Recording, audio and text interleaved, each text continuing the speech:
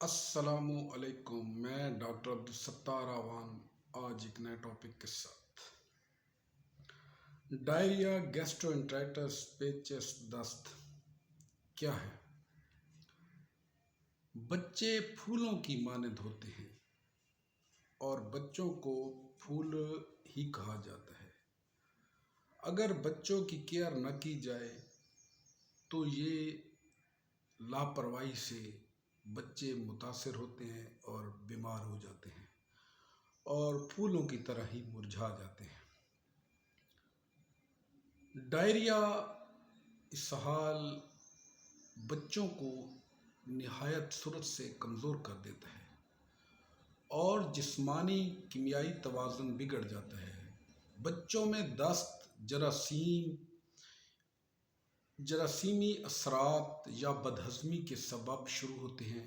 اکثر اوقات بچوں میں اسہال کے سبب کا تعین کرنا بھی مشکل ہو جاتا ہے۔ مختلف اسباب بھی ہو سکتے ہیں، مگر جب بچے کی کیفیت شدید کمزور ہو اور تالو اندر کو دب جائے تو یہ حالت اکثر جراثیمی کہلاتی ہے۔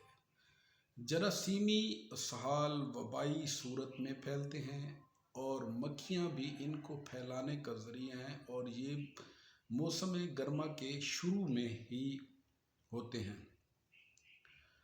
اور اسہال یا ڈائریا 1 سال سے کم عمر کے بچوں کے لیے جان لیوا اور انتہائی خطرناک ہیں۔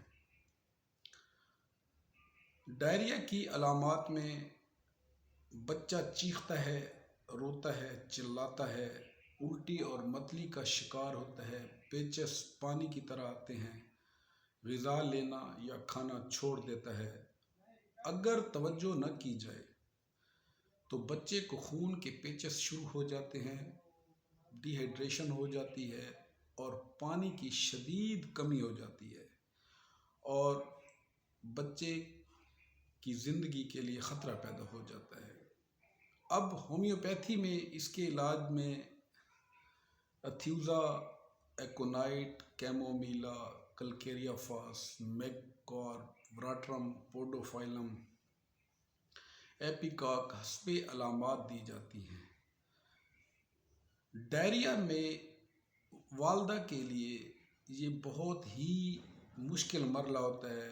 بچے کی صفائی کا خاص خیال رکھنا چاہیے اور بچے کی صفائی کے لیے اپنے ہاتھ بار بار دھونے چاہیے اور بچے کو صاف ستھرا رکھنا چاہیے۔ جتنی صفائی کا خاص خیال رکھا جائے گا تو اتنے جلدی ہی ڈائریا ٹھیک ہو جاتا ہے اور اچھی ادویات کا استعمال کیا جائے۔ ڈائریا میں بچوں کو پری بایوٹکس بھی دی جا سکتی ہیں۔ اگر آپ کو میرا آج کا ولاگ پسند آیا تو میرے چینل کو سبسکرائب کریں، لائک کریں، شیئر کریں۔ تھینک یو، شکریہ۔ اللہ تعالیٰ آپ کا حامی و ناصر ہو۔